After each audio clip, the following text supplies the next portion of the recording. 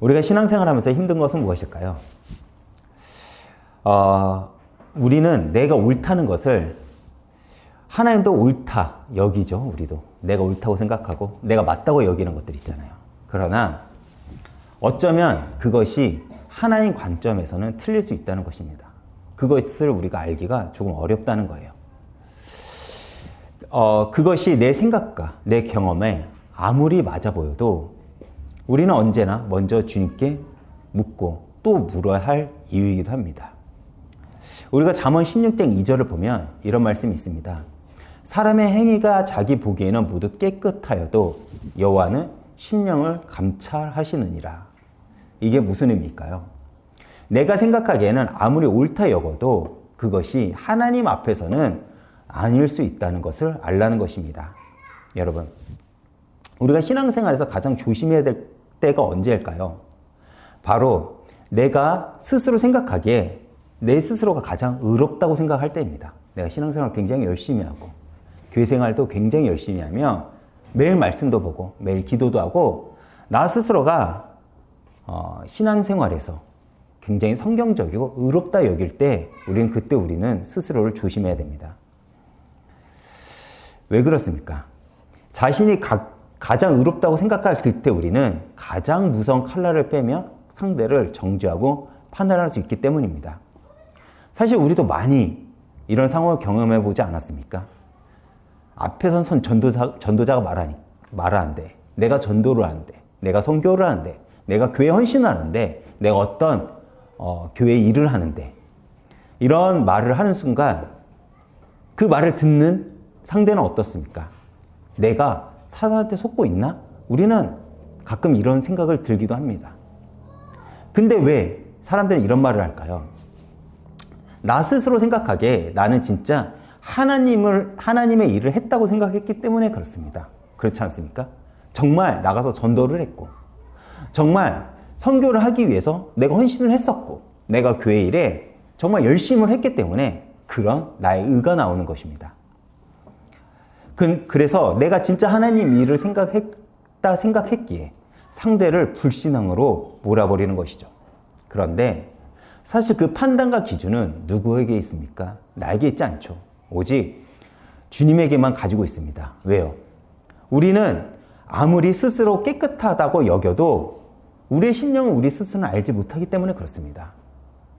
그런데 우리는 내가 보는 성경적인 눈과 지금 내가 가장 옳다고 생각할 때 내 의가 나오고 상대를 정죄하고 상대에게 쉽게 내가 가지고 있는 칼을 휘두릅니다. 누가 그랬습니까? 우리가 오늘 본문을 읽는 다윗이 그랬습니다. 다윗 입장에서는 사실 오늘 본문의 말씀을 보면 너무나도 옳은 명분을 가지고 칼을 뽑았습니다. 그러나 그 행동이 하나님의 뜻과 목적이 맞지 않았음을 오늘 본문을 통해 우리에게 알려주는 것이죠. 여러분, 오늘날 교회가 세상에 많은 외면을 받고 있죠. 그렇다면 왜 세상은 교회를 외면하고 더 나아가 교회를 혐오하는 그 지경까지 이르게 되었을까요? 사실 오늘날 많은 교회들이 세상이 악해가지고 우리를 핍박한다 생각을 합니다. 근데 엄밀히 말하면 그건 틀렸죠. 오늘날 교회는 말은 성경적이라고 얘기를 합니다. 말은 성경을 인용은 하지만 결국 자신들의 이익, 교권 중심으로 나가는 경우들이 많습니다. 내 세를 자랑하고 내 이익을 관철하려고 하는 그 모습들이 오늘날 세상에서 교회를 혐오하게 만드는 이유 중 하나죠. 그래서 많은 이들이 여전히 교회에 나가고 예배도 드리지만 그럴수록 교회는 세상에 외면을 받게 되는 것입니다. 그러면 교회가 언제 이 땅의 하나님 나라를 기대하게 할까요? 언제나 어느 시대나 교회가 십자가의 길로 갈 때 기독교는 세상에 하나님 나라를 기대하게 했습니다. 그렇다면 이제 우리 역시 다시 십자가의 길로 돌아가야 되지 않을까요? 그 길은 비록 지금 내가 보기에는 손해보는 것 같고 지금 내가 보기에는 막막해 보이는 길만 같습니다. 그러나 우리가 내 심령을 감찰하시는 주님을 의지하며 나아갈 때 하나님은 우리의 삶을 들어 당신의 역사로 만드실 것입니다.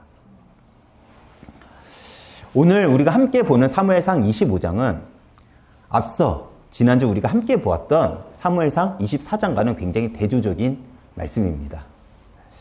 엔게디 광야의 굴 속에 숨어있던 다윗은 무방비 상태로 용변을 보러 들어온 사울을 죽일 절호의 기회를 만났죠. 하지만 다윗은요, 어떤 선택을 했습니까?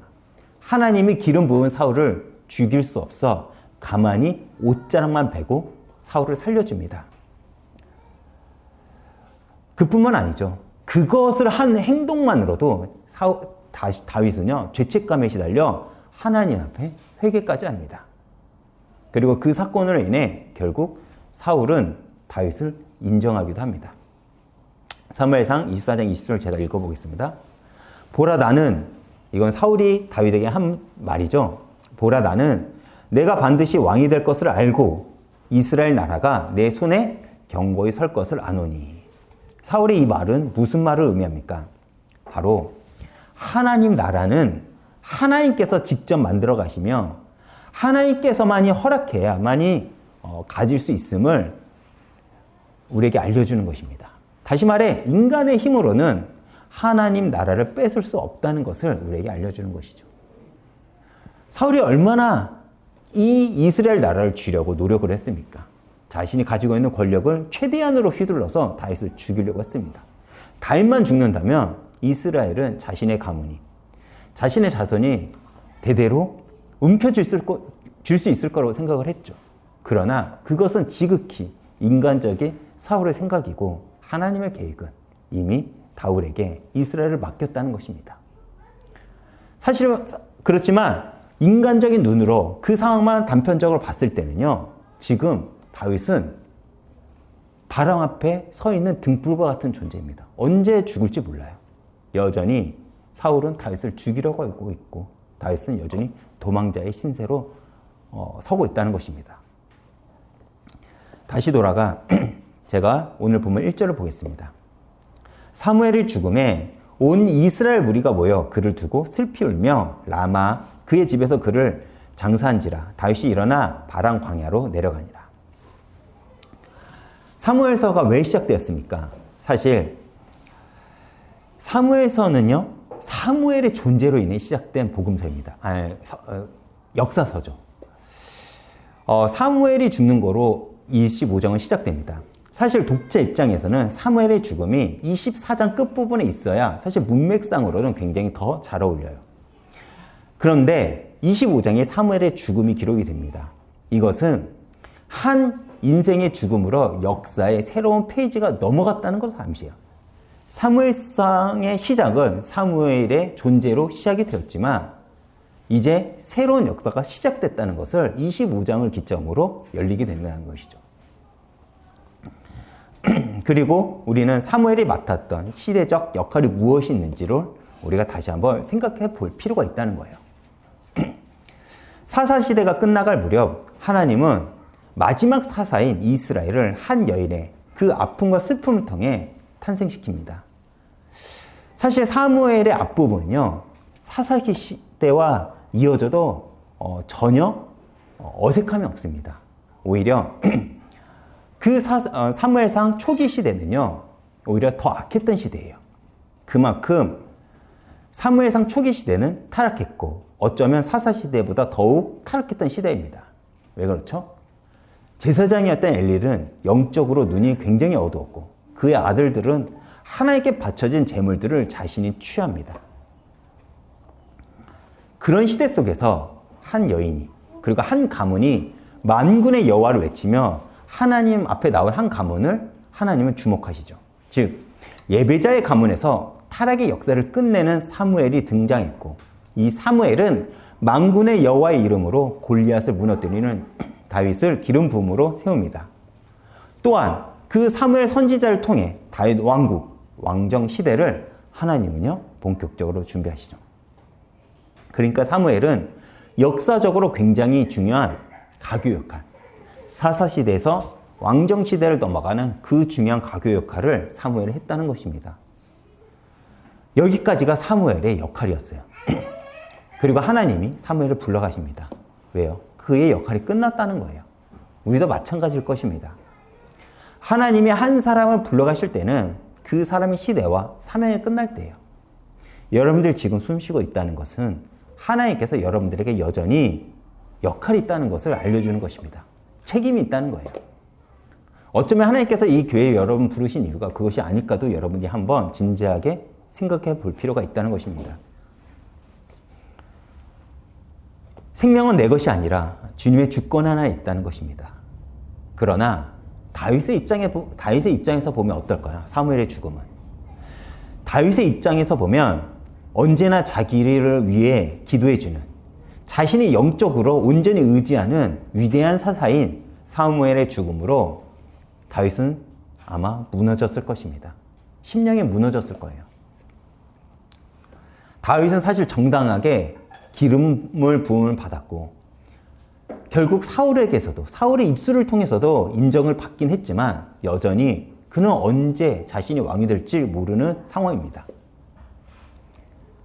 비록 자신은 쫓기고 있지만 사무엘이 살아있다면 사무의 말이 땅에 떨어지지 않는 하나님께 인정받은 영적으로 이스라엘의 아버지가 되는 그 사무엘이 살아있다면 심적으로 어떨까요?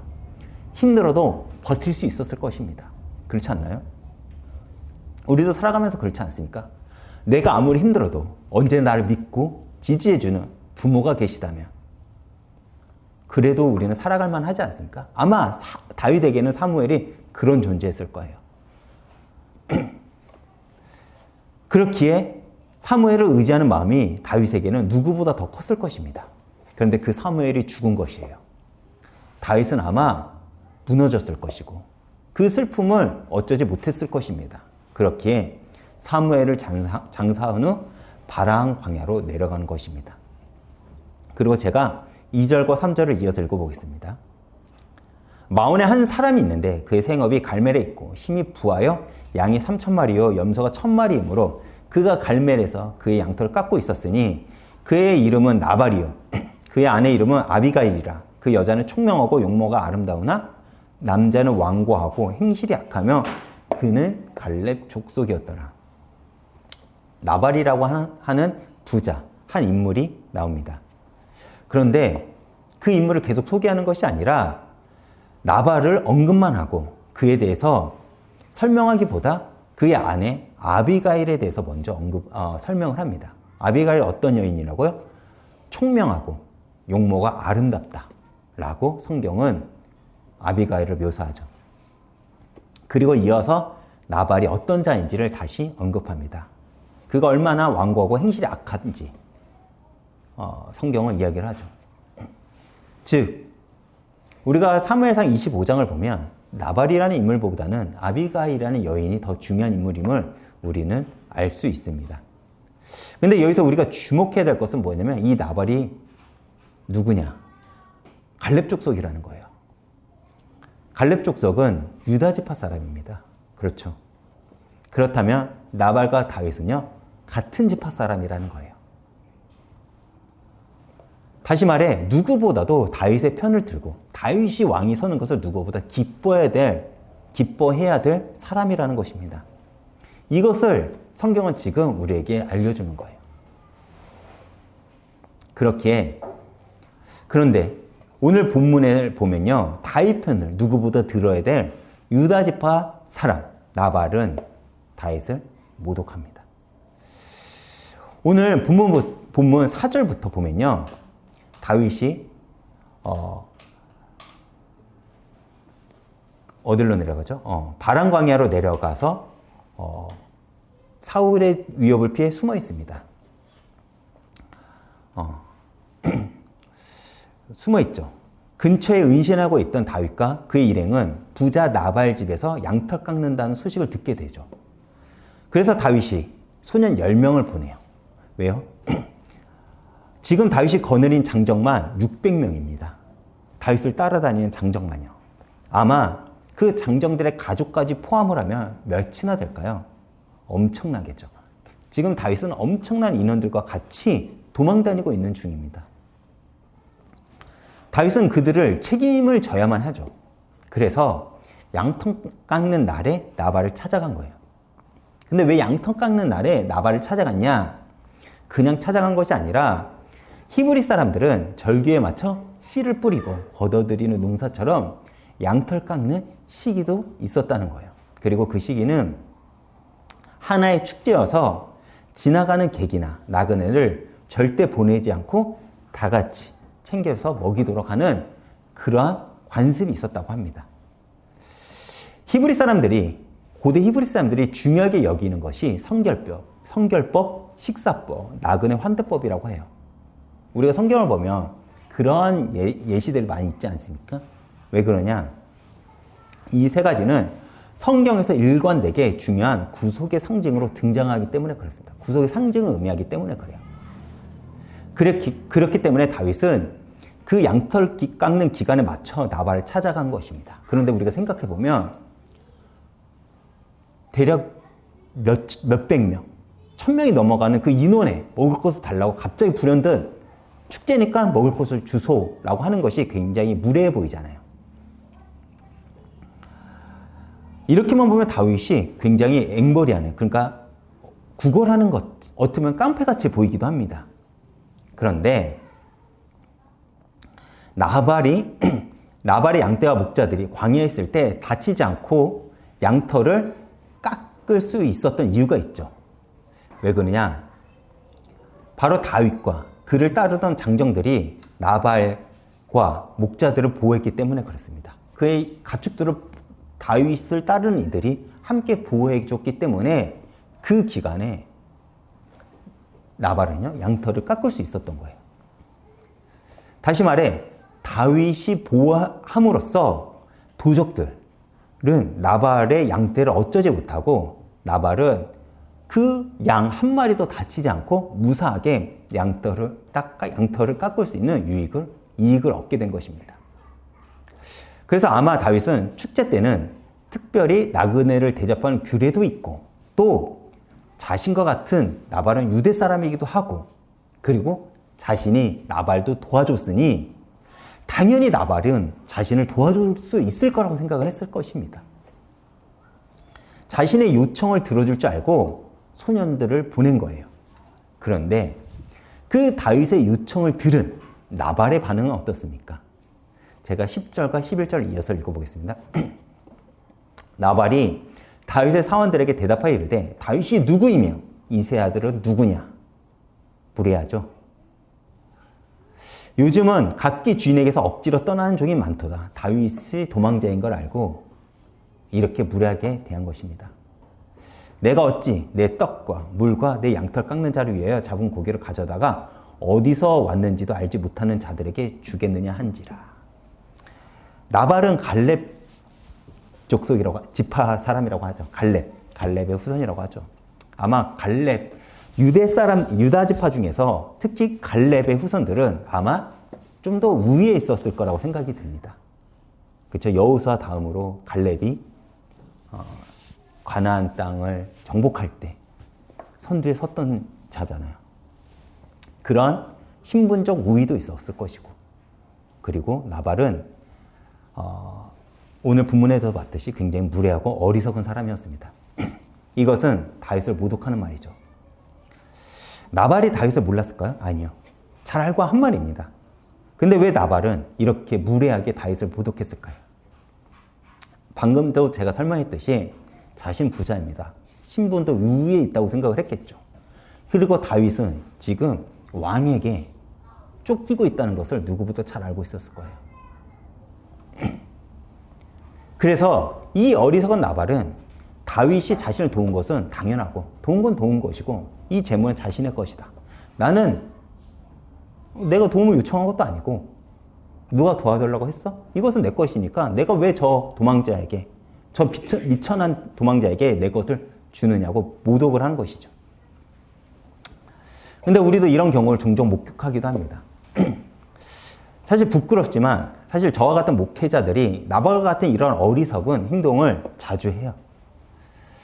교회가 성장할 때 많은 목회자들이 마치 자기의 영성이 굉장히 뛰어나고 자기가 설교를 잘하고 자기가 사역을 잘해서 교회가 성장을 했다고 여깁니다.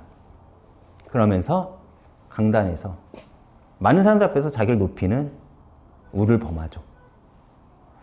그런데 교회가 성장할 때 가장 중요한 요소가 뭘까요? 물론 하나님의 도우심이죠. 그러나 그 개인의 목사의 영성도 아니고 설교도 아닙니다. 교회가 성장할 때는 교회를 누구보다 사랑하고 누구보다 헌신했고 누구보다 헌금했던 성도들의 수고가 있기 때문에 교회는 성장한 거예요.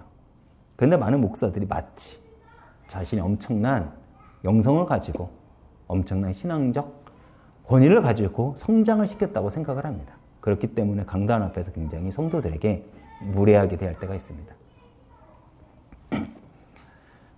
예전에 한경진 목사님이 목회를 하실 때 이러한 예화가 있습니다. 교회를 건축한 일이 있었어요. 그때는 어려운 시기였죠. 그렇기 때문에 그때 어려운 환경 속에서 교회 성도님들의 헌신과 헌금으로 무사하게 교회를 건축했습니다. 그리고 오랜 시간이 지나 교회가 안정되고 한경진 목사님은요, 어려운 시기 때 성도님들의 수고로 교회가 이렇게 성장했으니 이제 교회가 성도님들을 도와야 한다 생각을 하고 부교육자들한테 혹시 교회를 건축할 때 헌신했던 이들 중에서 어려운 이들이 있다면 찾아보라고 얘기를 했다고 합니다. 그래서 다들 찾아봤겠죠. 물론 하나님의 은혜로 그때 당시에 교회에 수고했던 모두 하나님의 은혜로 축복을 받아 안정되고 풍성한 삶을 살았다고 합니다. 그러나 이러한 예화를 듣고 어쩌면 오늘날 저와 같은 목사들이 당연히 배워야 될 신앙의 그리고 목회자의 자세가 아닐까 생각을 해보게 됩니다. 다시 돌아가 나발은 또한 자신은 이스라엘의 유다지파 사람이었음에도 하나님의 계획과 섭리에 대해는 관심이 없었습니다. 오직 세속적인 가치관으로만 다윗을 바라봤기 때문에 그렇기 때문에 다윗이 기름 부은 것도 알고 다윗이 어떤 존재인지도 알았음에도 불구하고 그것을 인식하지 않고 다윗을 무례하게 모독하는 어리석은 행동을 한 것입니다. 그래서 나발이 무엇을 주장합니까? 내 떡, 내 물, 내 양과 내 고기 이것을 알지도 못하는 저 사람에게 내가 왜 주느냐 라고 이야기를 하죠. 근데 그 재산을 누가 보호했고 누가 그에게 허락한 것일까요? 사실 우리의 눈으로는 다윗이 그 재산을 보호해 준 것만 같습니다. 그러나 엄밀하게 말하면 하나님이 나발의 재산을 보호했고 나발의 재산은 풍요롭게 한 것입니다. 그렇다면 하나님이 왜 나발에게 그렇게 많은 재산을 허락해 주셨을까요? 아마 나발이 지혜로운 자였다면 이것이 하나님의 사인임을 알고 다윗에게 기꺼이 먹을 것을 주었을 것입니다. 그렇죠? 하나님의 사인인 것을 알았을 거예요. 그는 기름 부음 받은 자였고 그는 자신을 보호했다. 명분 있잖아요. 도울 명분이요. 그냥 돕는 것도 아니고 도울 명분을 하나님께서도 허락하셨잖아요. 그리고 그러라고 하나님은 나발에게 재산을 허락한 것이고 다윗 역시 그저 없는 것이 아닌 나발의 재산을 보호함으로써 정당한 대가를 치른 것입니다. 그러나 나발은 무례하게 다윗을 모독을 했고 모독을 당한 다윗은요 이전과 다르게 참지 않습니다. 제가 13절을 읽어보겠습니다. 다윗이 자기 사람들에게 이르되 너희는 각기 칼을 차라 하니 각기 칼을 차매 다윗도 자기 칼을 차고 400명 가량은 데리고 올라가 200명의 소유물을 곁에 있게 하니라. 다윗은 자신을 따르는 사람들의 모두에게 칼을 차라고 하고 그 중에 3분의 2가 되는 400명의 장정들을 이끌고 나발을 죽이기 위해 나섭니다. 사실 이러한 다윗의 분노는 우리가 이해할 만하죠. 다윗은 나발의 재산을 보호해 주었고 그리고 문화적 관례에 따라 정당한 요청을 했습니다. 그저 무례하게 먹을 것을 달라고 한 게 아니에요. 정당한 대가를 치른 것입니다. 그러나 나발은 다윗에 대한 응답에 대해서는 굉장히 모욕적이었어요. 누구라도 이런 상황을 마주한다면 화가 났을 것입니다. 우리는 운전을 하다가 옆에 있는 차가 무례하게 운전을 해도 우리는 거기에도 화가 나지 않습니까? 다른 사람의 내 마음만 상하게 해도 거기에 우리는 쉽게 분노하지 않습니까?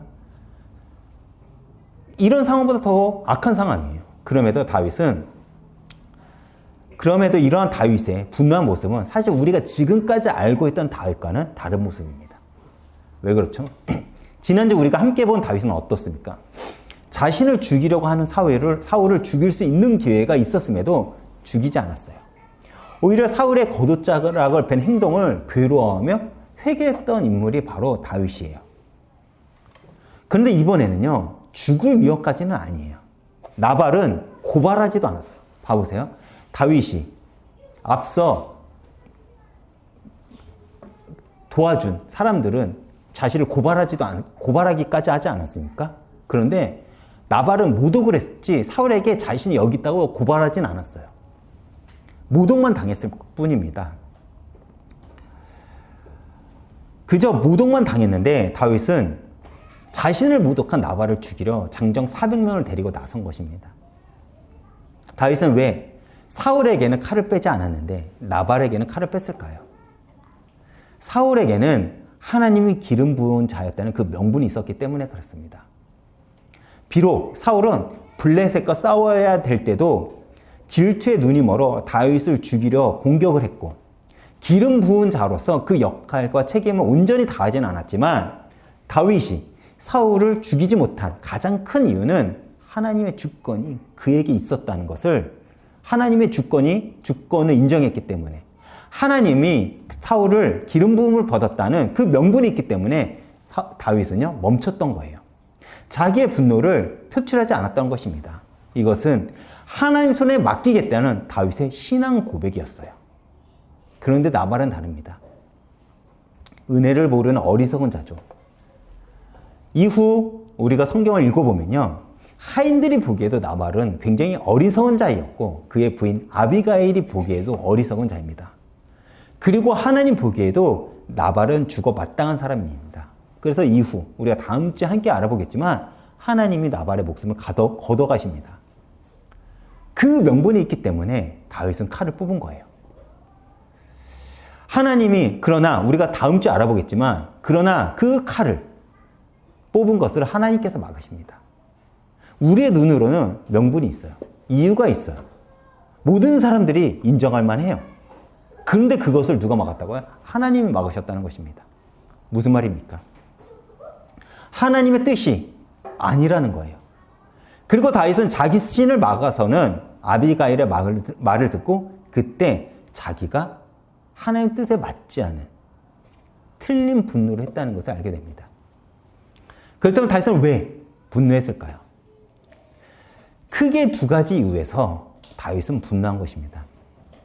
여러분, 우리는 언제 분노할까요? 사람들은 언제 분노한 줄 아십니까?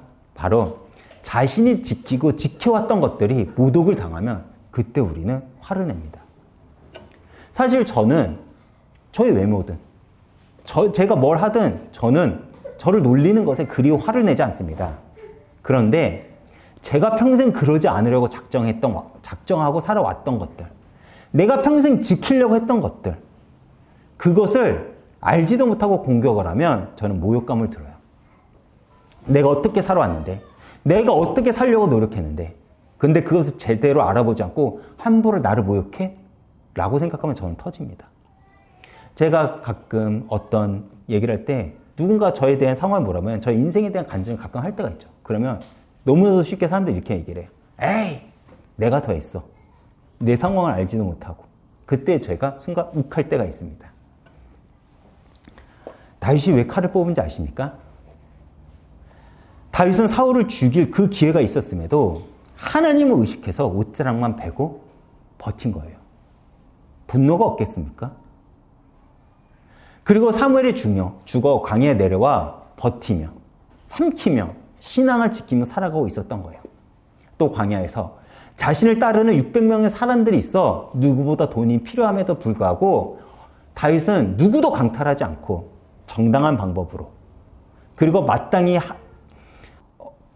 다윗이 보호해줘서 무사히 양털을 깎을 수 있다는 것을 알고 있기에 당당히 요구한 것입니다. 그것을 기억하고 축복을 같이 나누자고 한 거예요. 그런데 나발은 어떻습니까?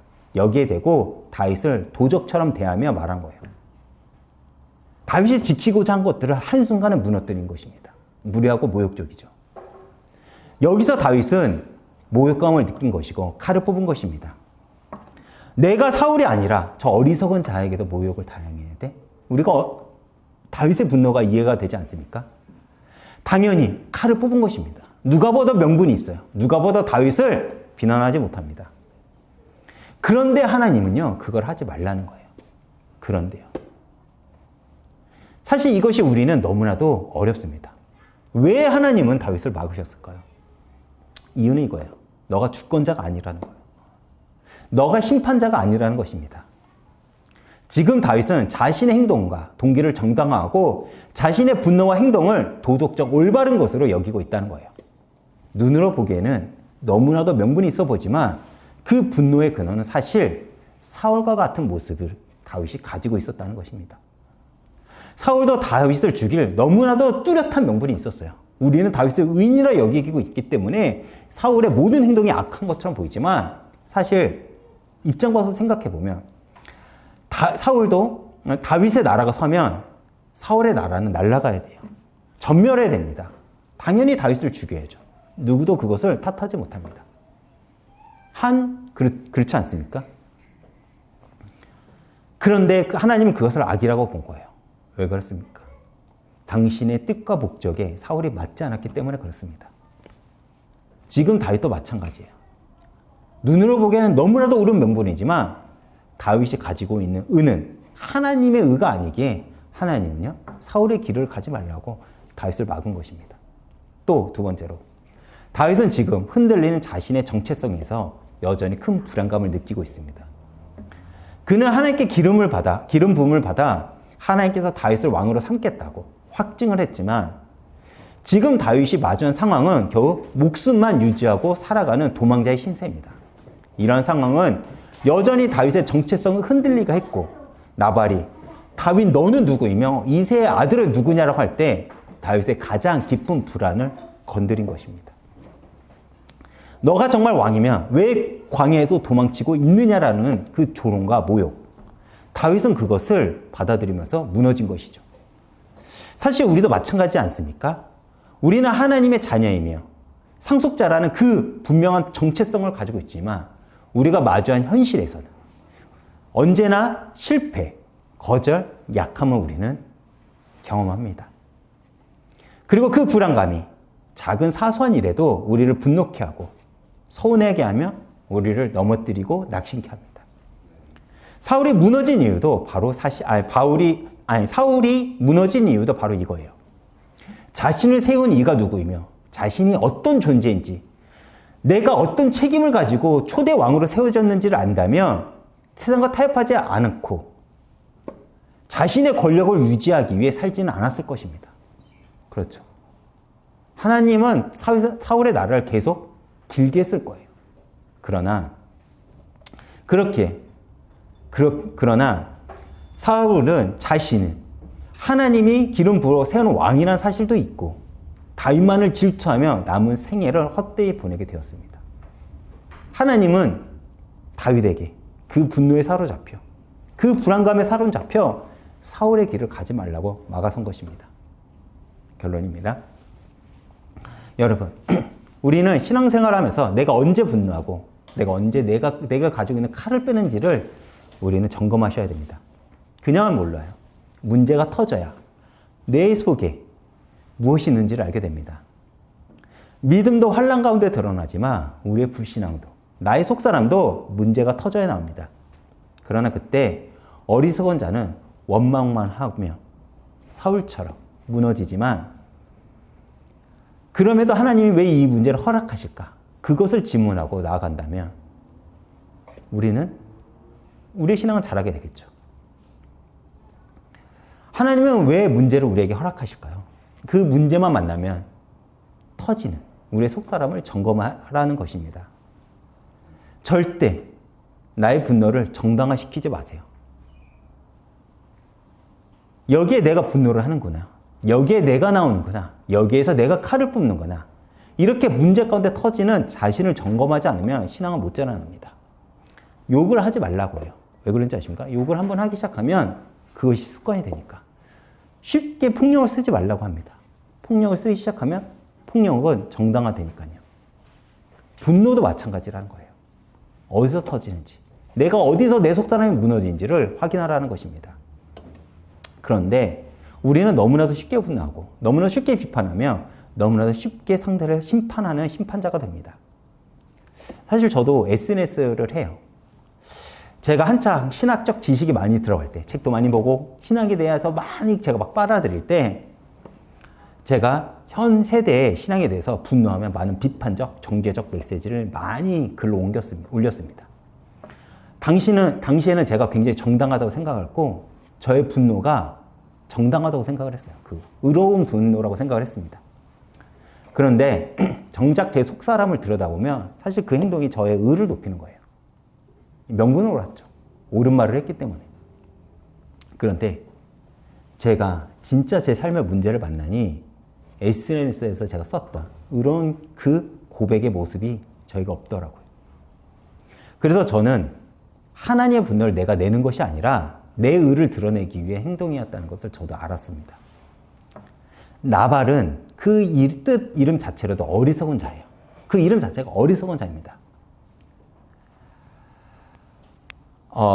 근데 어떤 부모가 이 어리석은 자라는 이름을 나발에게 붙였을까요? 그렇지 않았겠죠. 그래서 많은 학자들은 이 어리석은 자의 이름을 칭하는 나발의 이름이 아니라 별명이라고 말하는 학자들이 있습니다. 얼마나 어리석은 행동을 많이 했고 무례한 자였다면 사람들이 나발을 그냥 저 어리석은 자라는 그 별명을 붙인 거예요. 그냥. 나중에 나발은 하나님이 죽일 만큼 어리석은 자입니다. 그러나 하나님은 지금 나발의 그 어리석음을 보는 것이 아니라 다윗 속에 뭐가 있냐는 것을 그걸 보고 있는 것입니다. 제가 앞서 언급했던 잠언을 다시 여러분들이 기억하시길 바랍니다. 사람은 자기의 행실이 깨끗해 보여도 여호와는 심령을 감찰하신다. 우리의 삶은 언제나 하나님 앞에서 봐야 합니다. 왜요? 우리가 온전해야 하나님은 우리를 통해 그때 비로소 일하기 때문입니다. 여러분, 하나님이 우리에게 일할 때 가장 큰 문제가 무엇인지 아십니까? 우리는 세상이라 말하고 해요. 세상이 악해서 하나님 일을 못한다고 우리는 말합니다. 그러나 그게 아니에요. 언제나 우리가 문제입니다. 성경을 보면요. 이스라엘 역사를 보면요. 하나님은 세상과 싸우지 않았어요. 언제나 이스라엘과 싸웠습니다. 오늘날 교회가 세상의 문제라고 외면받고 혐오받고 버림받는 것이 왜 그럴까요? 맛을 잃었기에 버림을 받았고 빛을 잃었기에 혐오를 얻게 된 것입니다. 그래서 우리는 그 소금의 맛을 잃지 않는 싸움, 빛을 잃지 않는 싸움을 해야 됩니다. 어떻게 해요? 내가 먼저 하나님께 바른가를 보시면서 내 자신을 점검하시길 바랍니다. 우리는 우리 삶에 하나님의 주권과 은혜가 흘러야 나를 통해 복음이 세상에 흐르게 됩니다. 그렇게 여러분들의 삶으로 하나님이 살아계심을 증명하시길 바랍니다. 그리고 그 하나님이 더 원하는 깊고 거룩한 신앙을 만드시고 어딜 가서 무슨 일을 하든 간에 하나님의 방법대로 하나님의 뜻대로 하나님이 보시기에도 아름다운 방법으로 그리스도인다운 방법으로 여러분의 삶을 살아가는 멋지고 아름다운 하나님의 사람이 되시길 축복드립니다. 이번 주 찬양은 언제 어떤 상황 속에서라는 찬양을 준비했습니다. 우리의 인생을 걸어갈 때 사실 우리는 하나님의 일하심이 이해가 가지 않습니다. 오늘 말씀에도 다윗의 분노는 인간의 눈으로는 명분도 확실했고 너무도 정당하게 보였습니다. 그러나 하나님은 다윗이 사울의 길을 가는 것을 원치 않으시기에 칼을 뺀 그의 손을 막으십니다. 우리도 마찬가지겠죠. 우리의 눈으로는 너무나도 옳은 것이지만 때론 하나님이 우리의 가는 길을 막으실 때가 있습니다. 우리는 이해가 되지 않지만 여러분들이 기억해야 될 것은 언제나 하나님이 옳다는 것입니다. 그것을 믿으시길 바랍니다. 그리고 하나님 앞에서 살아가시길 바랍니다. 그렇다면 그때 하나님은 우리의 깊어진 그 믿음의 삶을 통해서 역사를 만드실 것입니다. 오늘도 이 말씀을 기억하시고 찬을 통해서 큰 은혜 받으시길 바라겠습니다.